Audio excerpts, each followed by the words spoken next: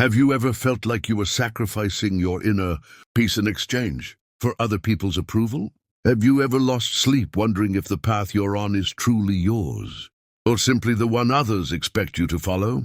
Think about it for a moment. How many times have you said yes when every part of you was screaming no? Carl Jung, one of the most revolutionary psychologists in history, left us with a lesson that few have the courage to live by. Your inner peace is non-negotiable. Defending it is not optional.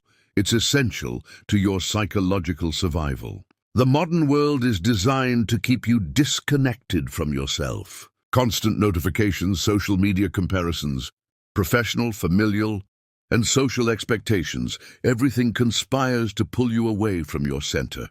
And while you struggle to stay afloat in this ocean of distractions, something inside you slowly withers, your connection to your authentic self. Jung understood this perfectly when he said, "Your vision will become clear only when you can look into your own heart. Who looks outside dreams. Who looks inside awakens." This is not just a beautiful quote, it's a radical invitation to an inner awakening that few dare to experience. Why? Because looking within can be terrifying. It means facing your shadows, those parts of you that you've repressed, ignored, or rejected for years. Jung devoted much of his life to studying this concept of the shadow, discovering that it is precisely in those dark corners that our greatest potential for transformation lies. Think about the last major decisions you made. Did they truly arise from your inner truth? Or were they automatic responses driven by fear, guilt, or a need for approval? Don't judge yourself for the answer, just observe it honestly. Jung firmly believed that every time we ignore our intuition and act against our inner truth, we create a psychic conflict that eventually manifests as anxiety, depression, or a deep sense of emptiness. Your unconscious always knows when you are betraying your essence, and it won't hesitate to let you know through these symptoms. Do you recognize this feeling? That knot in your stomach when you say yes to something you don't want to do? That restless night when you know you're living a life that doesn't belong to you? That constant tension you feel around certain people who drain your energy? These are not mere passing discomforts. They are powerful messages from your psyche, telling you that something needs to change. The good news is there is a way to liberation, and it begins with a single yet profound decision to choose to protect your inner peace above all else. Jung expressed it masterfully. "I know my demons, and I could call them by name." That knowledge is no accident. It is the result of a brave inner journey, a commitment to authenticity that few are willing to make. But what does it truly mean to defend your inner peace? It doesn't mean isolating yourself from the world, nor abandoning your responsibilities. It means establishing a sacred relationship with yourself, where your needs, your values, and your emotional well-being are non-negotiable priorities. It means learning to set clear boundaries.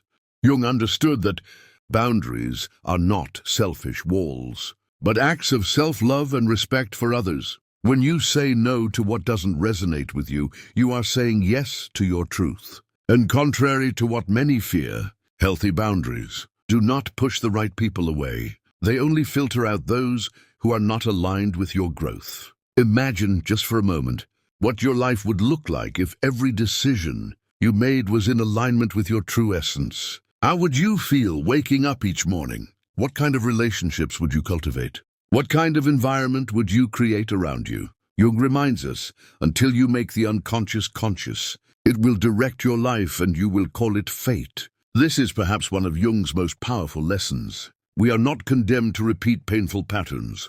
We are not victims of random circumstances. We are active creators of our reality, but only when we dare to look at the unconscious forces that have been guiding us. The process of integrating the shadow, as Jung called it, is essential to defending your peace, because you cannot protect what you do not fully understand. When you acknowledge and accept your darker aspects, they lose their destructive power and transform into sources of wisdom and creativity. Think of those parts of yourself you've tried to hide, your anger, your sadness, your insecurities, or your deepest desires. Jung taught us that these aspects are not flaws to be eliminated, but valuable messengers containing crucial information about who we truly are. When you begin to embrace these rejected parts, something extraordinary happens. Your energy stops being divided. You no longer need to waste psychic resources, maintaining a facade or suppressing unacceptable emotions. All that freed energy can now be directed toward your growth and well-being. This is the true meaning of defending your peace with your life. It's not an external battle, but an unshakable internal commitment to your psychological integrity. Self-acceptance is the essence of the moral problem and the epitome of a whole philosophy of life, Jung once said. And he was right, because when you accept yourself fully, you no longer seek external validation. You no longer feel threatened by other people's opinions, and you no longer sacrifice your well-being just to fit in. But let's be honest, this path is not easy. Our society is not designed to foster introspection nor authenticity. From a young age, we are taught to prioritize external expectations over our internal needs. We are trained to seek approval, to avoid conflict at all costs, to maintain superficial harmony, even when we are falling apart inside. Breaking free from these patterns takes courage. The kind of courage Jung spoke of when he said, "We are not what happens to us, but what we choose to become." This conscious choice to defend your inner peace may seem selfish to those who have grown used to your compliance, but it is the most compassionate act you can offer yourself, and ultimately everyone around you. Because how can you give from a place of emptiness? How can you truly love when you are disconnected from your own heart? How can you inspire others when you yourself are living a life that doesn't belong to you? Jung understood this deeply. Who looks outside dreams. Who looks inside awakens. And when you awaken to your true nature, everything changes. Superficial relationships begin to dissolve, while authentic connections bloom. The situations you once tolerated become intolerable, not out of anger, but out of self-respect. The choices that once felt impossible now appear as the only viable paths.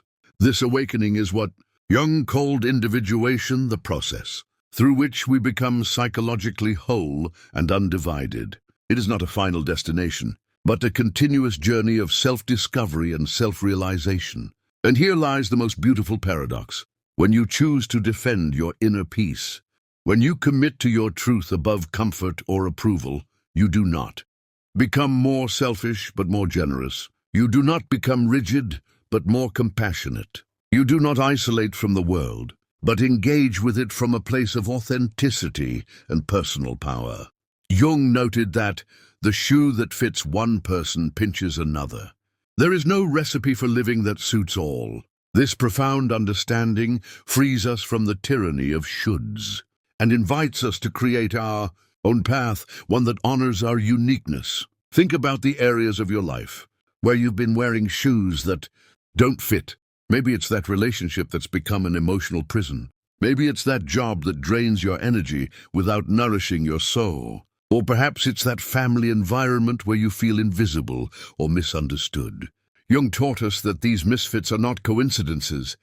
They are invitations to awaken, to reclaim our authenticity, to defend our inner peace with the ferocity of someone guarding their most precious treasure.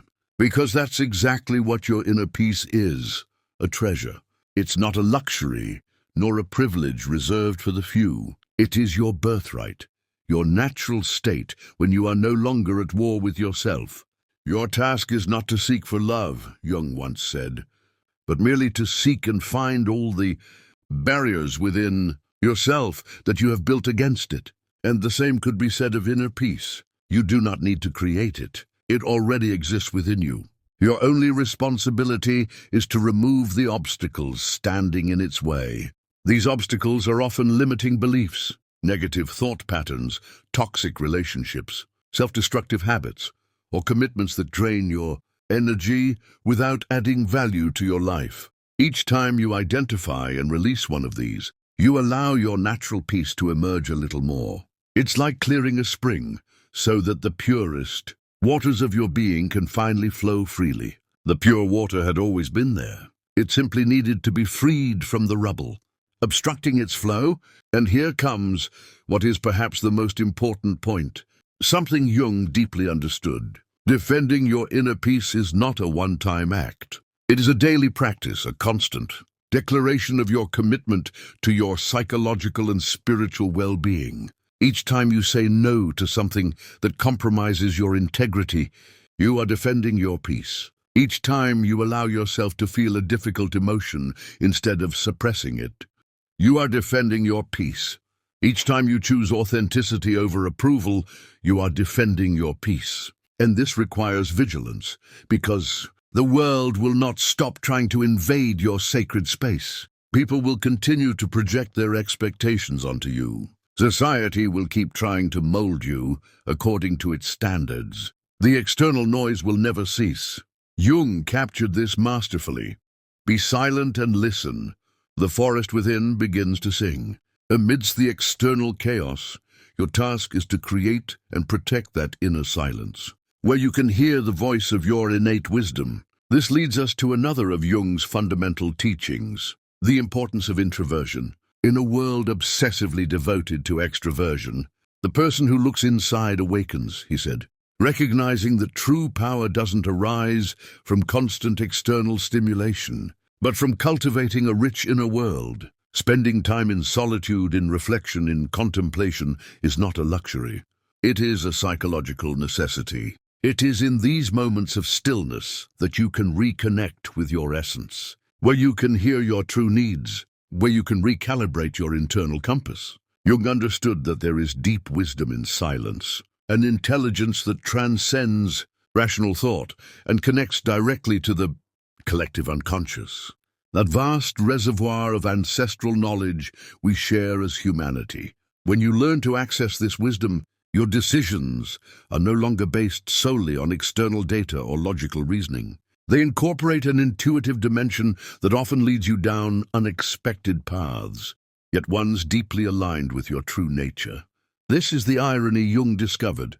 The deeper you go into your unique individuality, the more connected you become to the universal. Your vision will become clear only when you can look into your own heart. Who looks outside dreams? Who looks inside awakens? And what awakens in you is not just your individual awareness, but your conscious participation in something far greater. The human collective psyche, its dreams, its personal symbols, its deepest intuitions all carry fragments of a wisdom that transcends your personal experience. This understanding radically transforms how you perceive your responsibility to defend your inner peace. It is no longer merely an act of self-protection. It becomes a contribution to the collective well-being, because each time you heal an inner wound, each time you integrate a part of your shadow, each time you choose authenticity over falseness, you are elevating the collective consciousness. As Jung pointed out, the world hangs by the thread of the soul of every individual. Your inner work is not trivial. It may be the most meaningful work you will ever do. In the world fragmented by artificial divisions, your commitment to psychological integrity becomes a revolutionary act. So how does this defense of your peace manifest in daily life? Jung offered several keys. First, learn to distinguish between your authentic voice and the internalized voices of others. Constantly ask yourself, is this truly what I want or what I believe I should want? The confusion between these two voices is the source of immense suffering. Second, cultivate an intimate relationship with your unconscious through dreams, active imagination, art, or any practice that helps you access the deeper layers of your psyche. Jung considered these bridges to the unconscious vital for psychological well-being. Third, embrace paradox. Jung discovered that psychic health does not consist in eliminating inner contradictions, but in holding them in dynamic tension. I am not what happened to me. I am what I choose to become, he said, acknowledging our capacity to hold multiple truths at once. Fourth, honor your natural cycles. Jung observed that the psyche does not operate in a linear fashion, but in cycles. There are times for action and times for reflection, seasons of expansion and seasons of contraction. Respect these rhythms instead of forcing yourself to remain in a constant state of productivity.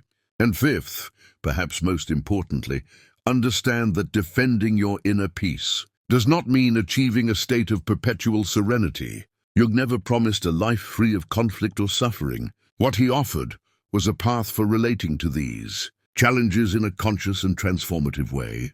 There is no coming to consciousness without pain, he wrote, recognizing that psychological growth inevitably requires us to confront painful aspects of our experience. The inner peace we defend is not static, it is a dynamic peace. A peace that includes the ability to remain centered even in the midst of a storm. This understanding liberates us from the futile pursuit of a problem-free life. Instead, it invites us to cultivate inner resilience, the ability to remain true to our essence even when circumstances try to pull us off course.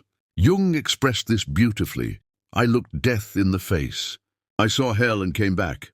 I've been punished enough, and now I want peace. The peace he longed for was not the shallow peace of conflict avoidance. It was the deep peace of one who has faced their demons and made peace with them. And that is what it truly means to defend your peace with your life. It's not about building impenetrable walls around your heart. It's about cultivating an inner core so solid that you can remain true to yourself, even when everything around you seems to be falling apart. Think of the people you most admire. Isn't it true that all of them possess this quality, this ability to remain centered in their truth, to act from integrity, to hold their internal compass steady even under external pressure? This is what Jung called individuation, and he saw its development as the fundamental task of the second half of life. Personality, as the full realization of the wholeness of our being, is an unattainable ideal. But ideals, Jung reminds us, are signposts along the path, not final destinations. Do not be discouraged if this process feels overwhelming. Every small step toward authenticity matters. Every moment in which you choose your truth over convenience is meaningful. And for those moments when you feel lost, Jung offers a simple, yet profound piece of advice. Your vision will become clear only when you can look into your own heart.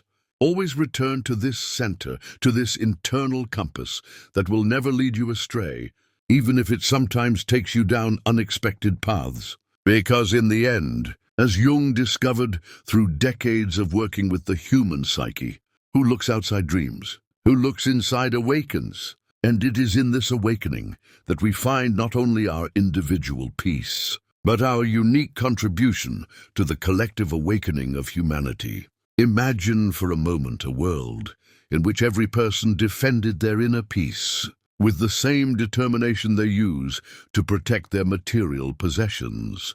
A world where authenticity was valued above conformity. A world where psychological development received as much attention as technological progress. This was Jung's dream, and it can become our reality. One person at a time, one act of courage at a time, one conscious choice at a time. So I ask you, are you ready to defend your inner peace with everything you've got? Are you willing to make your psychological well-being a non-negotiable priority? Can you commit to listening to and honoring that inner voice that has always known what you truly need? Because, as Jung taught us, your task is not to seek love, but merely to seek and find all the barriers within yourself that you have built against it. And the same could be said of inner peace. It's not something you need to create or search for outside yourself. It's already there, patiently waiting for you to remove the obstacles you've placed in its way. Every time you say no to what doesn't resonate with you, you are removing an obstacle. Every time you honor your needs, you are removing an obstacle. Every time you choose to act from your truth instead of from fear, you are removing an obstacle. And with each obstacle cleared, your inner spring flows more freely, nourishing not only your own life, but the lives of everyone who comes into contact with you. This is the invitation Jung extends to us across time. Be who you were meant to be, not who others want you to be, not who you think you should be, not who you pretended to be in order to survive, but who you truly are in all your complexity, with all your contradictions, with all your unique gifts and challenges. Because in the end, as Jung discovered, to find yourself and fulfill yourself as a human being is a lifelong task, and perhaps the only one that truly matters. Everything else, success, recognition, possessions, is meaningful only to the extent that it supports or reflects this central journey. So today, right now, I invite you to make a commitment to yourself, a commitment to defend your inner peace as the priceless treasure that it is. A commitment to listen to and honor that inner voice that has always guided you toward your truth, even when you chose to ignore it. Because, as Jung reassured us, your vision will become clear only when you can look into your own heart. Who looks outside dreams, who looks inside awakens, and the world is in desperate need of your awakening. If this message resonated with you, I invite you to share it with someone who might need to hear it. Sometimes, the right words at the right moment can be the catalyst for profound transformation. Let me know in the comments which part of this message touched your heart the most, or what changes you plan to make in order to defend your inner peace. Your experience is not only valuable to me, but to this entire community of seekers walking alongside you on this journey of self-discovery. And if you haven't already, make sure to subscribe to the channel and activate the bell so you don't miss more content like this. Together, we are creating a space where authenticity is celebrated, where inner growth is prioritized, and where the transformative teachings of brilliant minds like C.G. Jung can continue to illuminate our path. Always remember, your inner peace is non-negotiable. Defend it with your life, because as Jung discovered, it is precisely in that defense that you uncover who you truly are, and the unique gift you came here to share with the world. Thank you for being here. Thank you for listening. And above all, thank you for having the courage to look within. I'll see you in the next video. Until then, may your journey toward authenticity be filled with discoveries that transform not only your life, but the world around you. Because, as Jung knew, the world hangs by the thread of each individual soul.